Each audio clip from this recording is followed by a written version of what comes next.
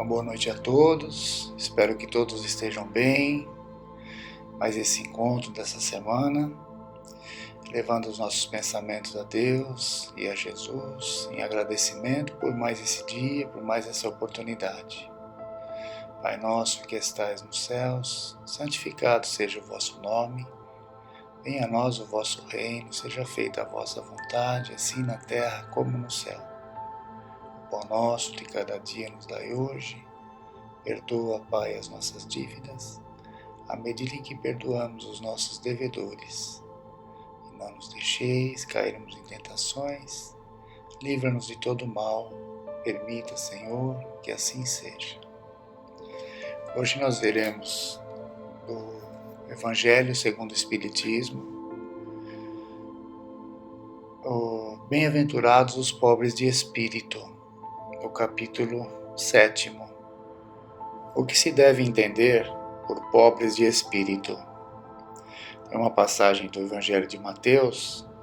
Bem-aventurados os pobres de espírito, porque deles é o reino dos céus. Aí vem a explicação. A incredulidade se diverte com esta máxima, bem-aventurados os pobres de espírito, como com muitas outras que não compreende. Por pobres de espírito, entretanto, Jesus não entende os tolos, mas os humildes, e diz que o reino dos céus é destes e não dos orgulhosos.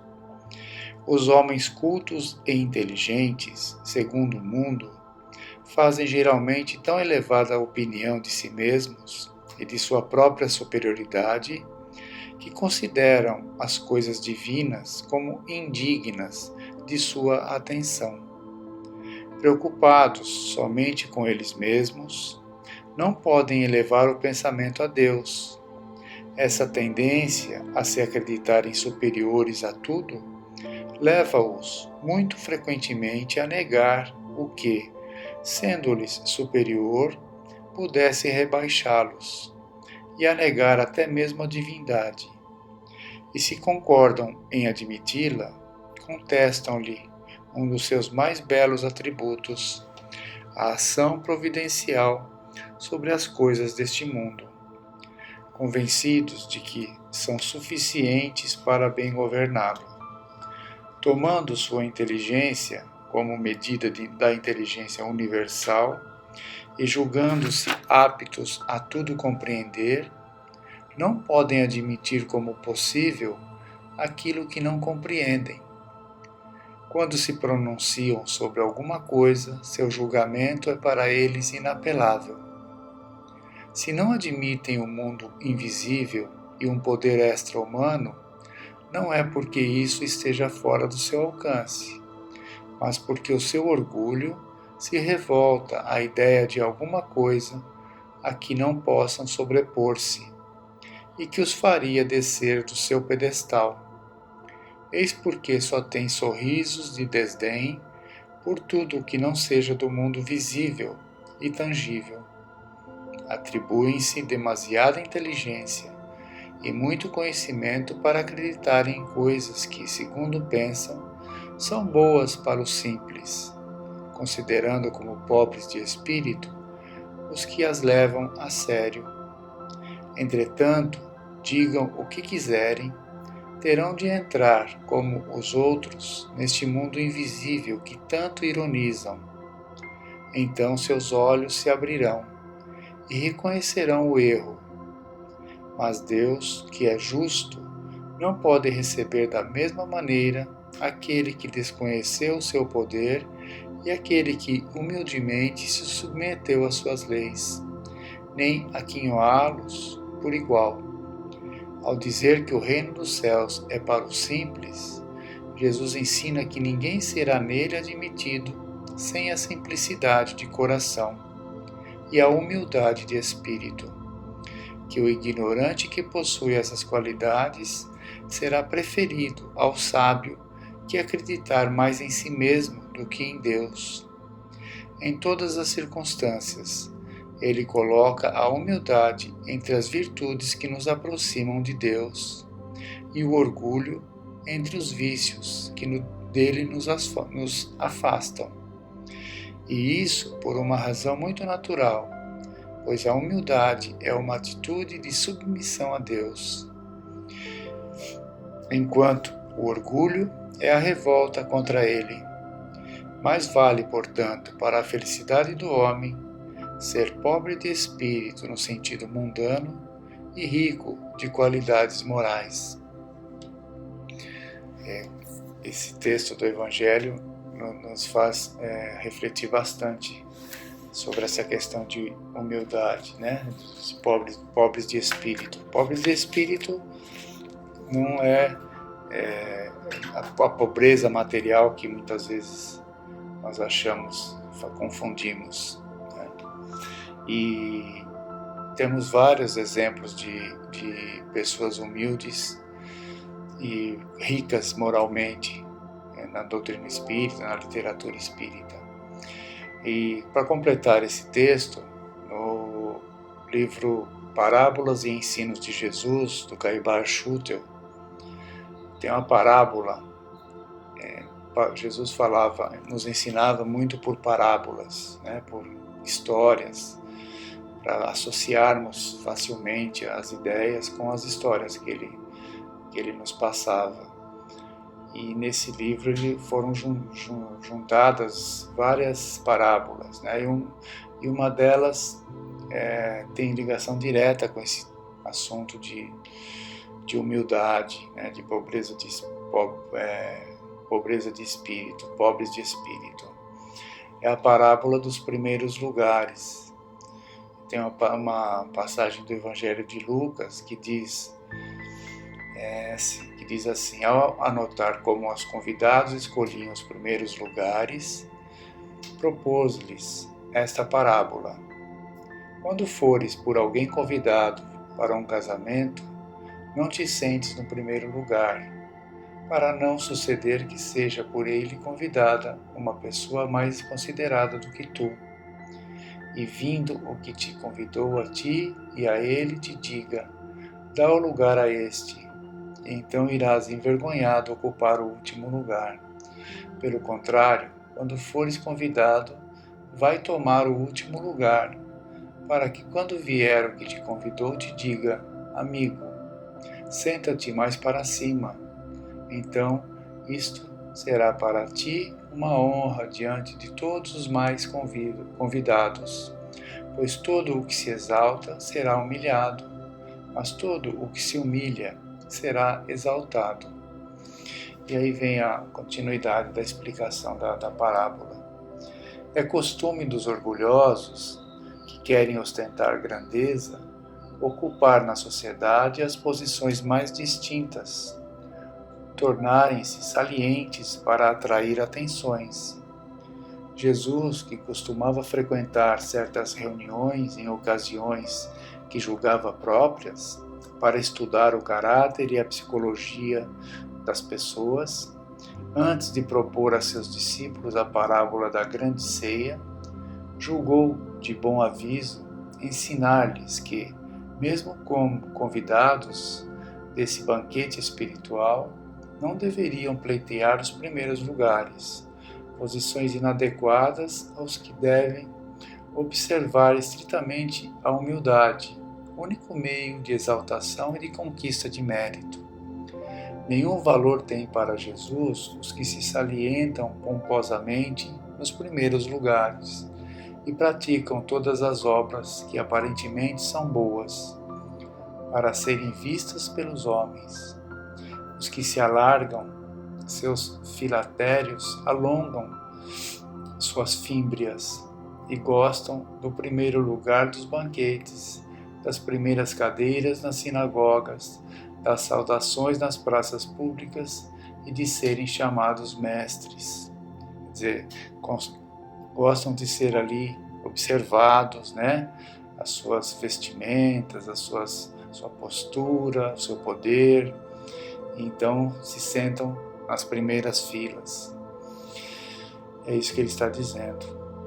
O convidado da grande ceia deve ser sóbrio, modesto, prudente, recatado, cheio de boa vontade, laborioso, E em vez de se recostar comodamente no primeiro lugar que encontra vago em torno da mesa do banquete, repetindo, em vez de se recostar comodamente no primeiro lugar que encontra vago em torno da mesa do banquete, deve fazer-se como o servo que, depois de bem examinar as iguarias, serve equitativamente aos convidados, segundo o paladar de cada um. Então é o exemplo de que, além de não escolher o primeiro lugar, né, escolhermos normalmente o último assento, também na hora de se servir ali à mesa, ter cuidado, ter educação, né, e examinar ali com cautela, com educação, tudo aquilo que vai ser ali servido. E o comportamento, na verdade, que ele está dizendo, o comportamento do pobre de espírito, né, ligado à humildade, ligado à sua educação, aos bons costumes. Continuando aqui, a sentença do mestre: o que se exalta será humilhado, mas o que se humilha será exaltado, tem estrita aplicação a todos os que já receberam a palavra de Jesus em espírito e verdade. Então, todos aqueles que já conseguem entender algumas coisas da palavra de Jesus, já devem despertar para esse lado, né? Para essa humildade, para esse entendimento, para o respeito ao próximo. E se não concordamos com algum comportamento, se for possível corrigir, sim, mas daqueles que estão mais ali ligados a nós e nos entendem mais, né? E aos outros que não conseguem ainda, que não aceitam, ou que não podemos corrigir de alguma maneira, naturalmente a vida, as próprias reencarnações vai dando a esses espíritos a condição do entendimento.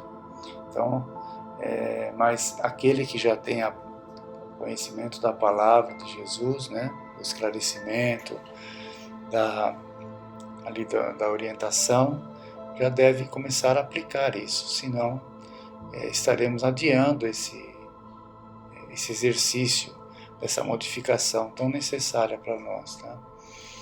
Então ficamos por aqui hoje com essa mensagem, possamos exercitar aí a nossa condição, porque é só assim que nos tornaremos um dia pobres de espírito, na visão de Jesus, né? A visão ideal que seria na aplicação dos ensinamentos de Jesus. Fiquem todos em paz, tenham todos uma boa semana.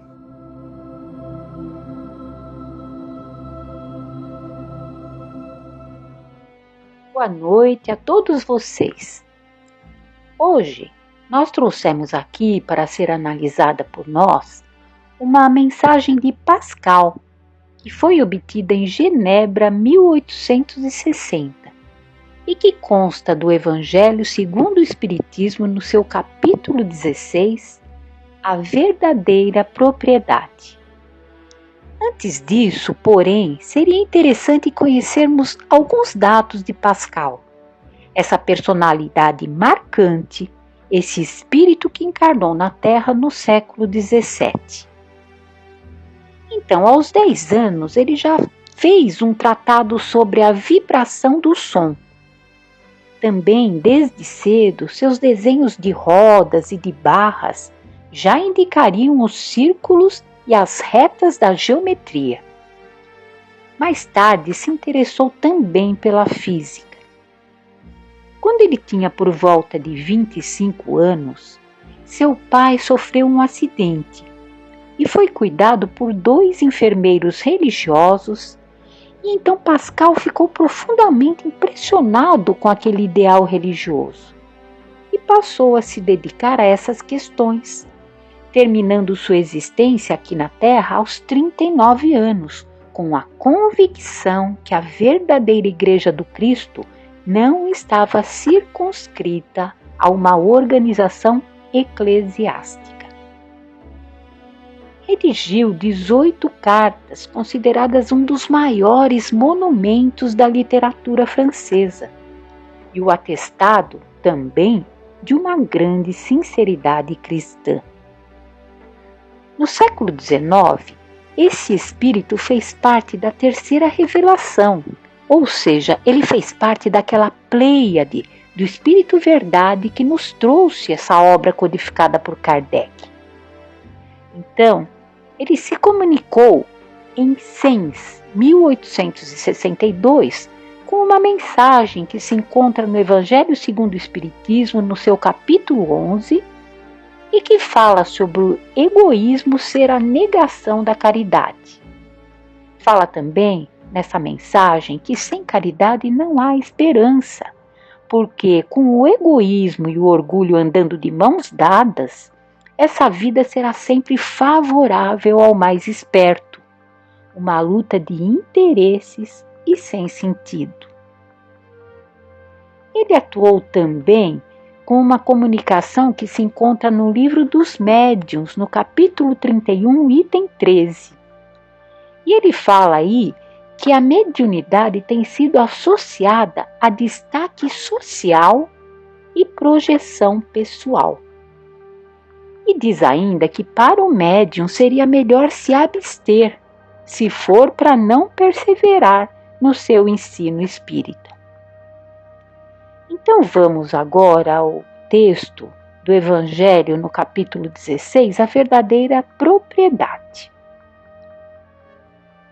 O homem não possui como seu, senão aquilo que pode levar desse mundo. O que ele encontra ao chegar e o que ele deixa ao partir, goza durante sua permanência na terra. Mas desde que é forçado a deixá-los, é claro que só tem o usufruto e não a posse real. Então, o que ele vai falar aqui é que nada de material nos pertence. Tudo é empréstimo. Claro que enquanto estamos aqui, vamos lutar para conquistar esses bens, para termos um conforto maior, e isso não é errado. Mas nós temos que ter a consciência de que tudo isso é provisório. Não vamos levar nada conosco, teremos que deixar tudo aqui. Portanto, o apego será um obstáculo na hora que tivermos que seguir e deixar tudo para trás. Continuando a leitura do Evangelho, então ele vai dizer: o que é então que ele possui? Nada do que se destina ao uso do corpo e tudo o que se refere ao uso da alma, a inteligência, os conhecimentos, as qualidades morais.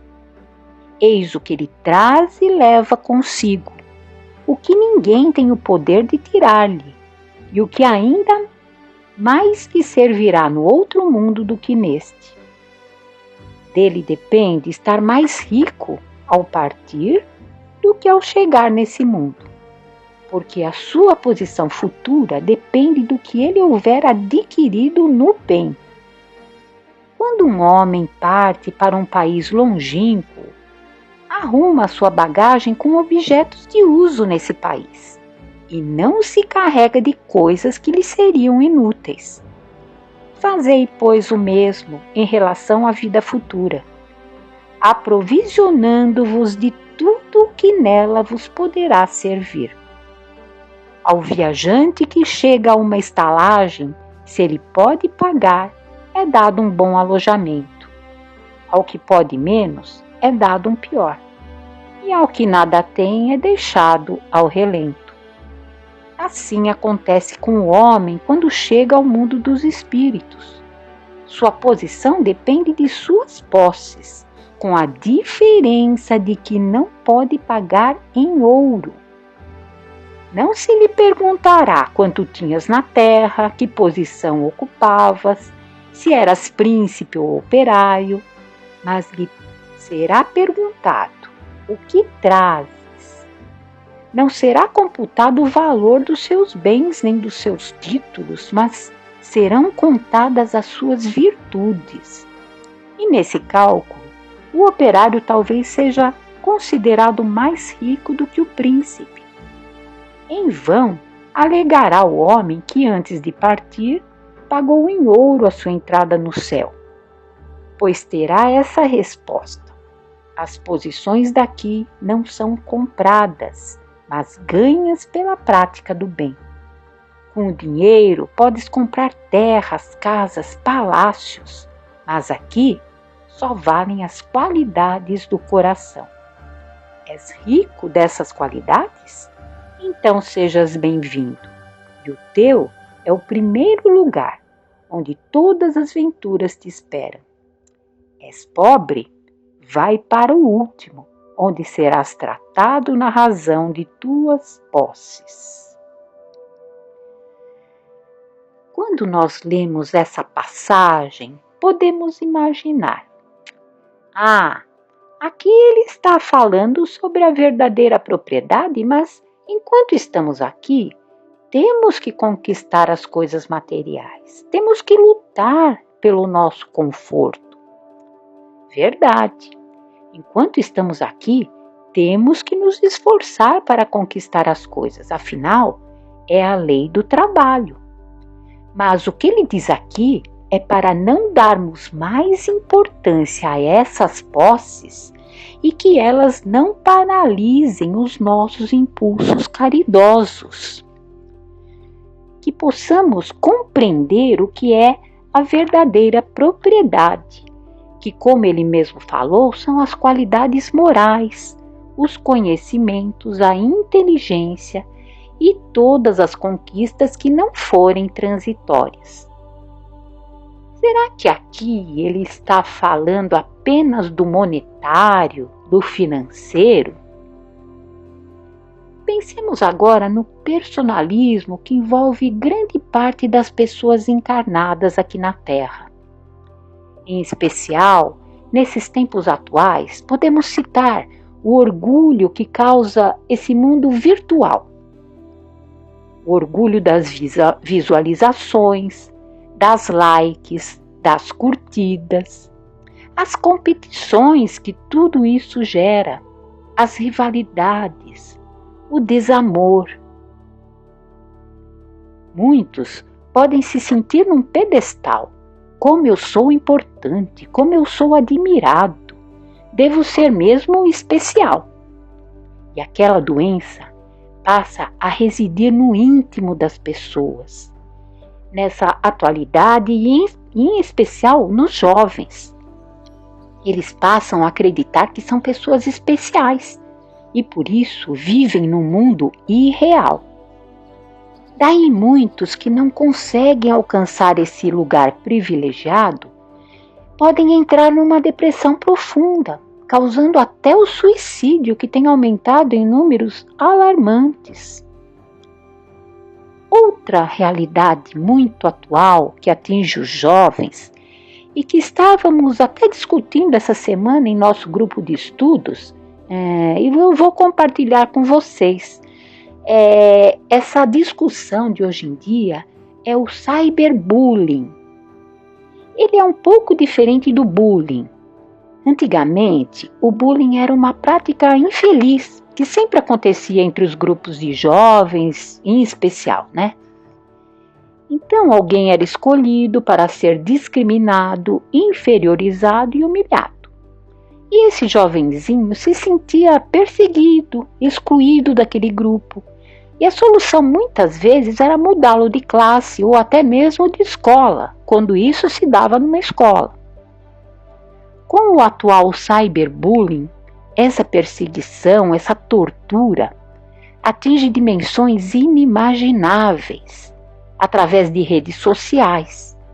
E esse jovenzinho vai atingindo patamares cada vez maiores de sofrimento, caindo constantemente em depressões profundas que o levam muitas vezes ao suicídio. Então, nós temos que direcionar esses jovens para essa nova realidade, para que eles identifiquem essa verdadeira propriedade em suas vidas, conforme alerta Pascal. Uma grande tristeza também acontece com aquele funcionário competente ou mesmo empresário de sucesso que, avançando na encarnação, alcançado pela velhice do corpo, ele começa a ser desvalorizado, se sente desdenhado ou mesmo incapaz. E assim, começa a perceber que suas ideias não são mais tão boas e passa a ser substituído por jovens dinâmicos e por novas ideias. Nesse momento começa o seu despertar. Nesse momento, ele começa a perceber o sentido dessa verdadeira propriedade de que fala o Evangelho. Que as conquistas interiores, que não podem ser compradas, se sobrepõem às conquistas materiais, que são de caráter provisório. Por isso, a velhice que assombra a muitos, ela passa a representar um bem precioso para a nossa reflexão, para a nossa autoanálise. Portanto, que essas lições possam chegar a nós em tempo produtivo e não como uma reflexão no fim da existência.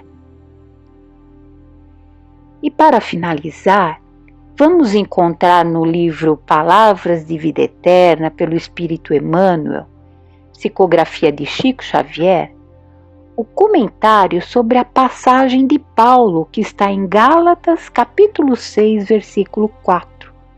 Tua obra. Então aqui, Emmanuel vai discorrer sobre essa passagem. Primeiro a passagem de Paulo, olha. Mas prove cada um a sua própria obra e terá glória só em si mesmo e não no outro. Aí vem o comentário de Emmanuel. Ainda mesmo que te sintas em lugar impróprio às tuas aptidões, e mesmo que as tuas atividades pareçam sem qualquer importância, lembra-te de que a lei do Senhor te coloca presentemente na condição em que podes produzir melhor e aprender com mais segurança. Tens assim a tua obra particular e intransferível na execução do plano universal de Deus.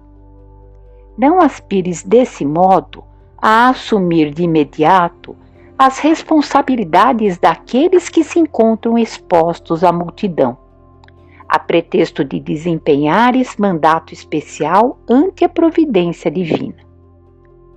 A tarefa de que te incumbes nos últimos degraus ou no plano mais obscuro do lar é de suma importância nos desígnios do Senhor.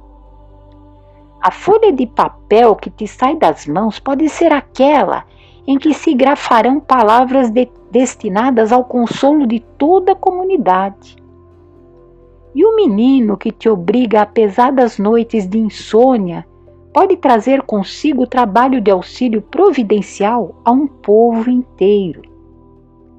A fonte que proteges, em muitas ocasiões, será o alimento para milhares de criaturas, e a árvore que plantas dar-te-á talvez amanhã o remédio de que precises.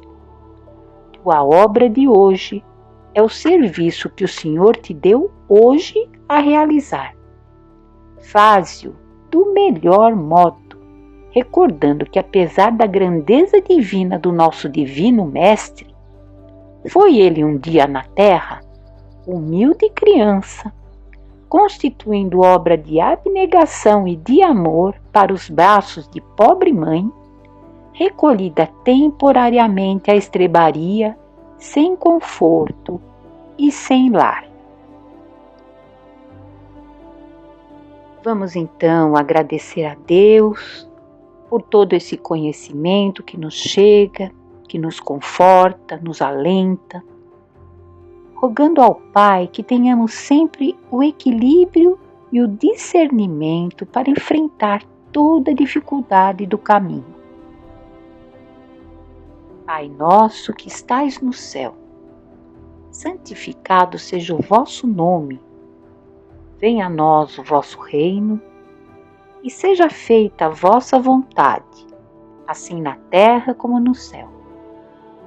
O pão nosso de cada dia nos dai hoje, Senhor. Perdoai as nossas dívidas assim como perdoamos aos nossos devedores. Não nos deixeis cair em tentações, mas livrai-nos de todo o mal. Uma boa noite a todos e até uma próxima oportunidade. Que assim seja.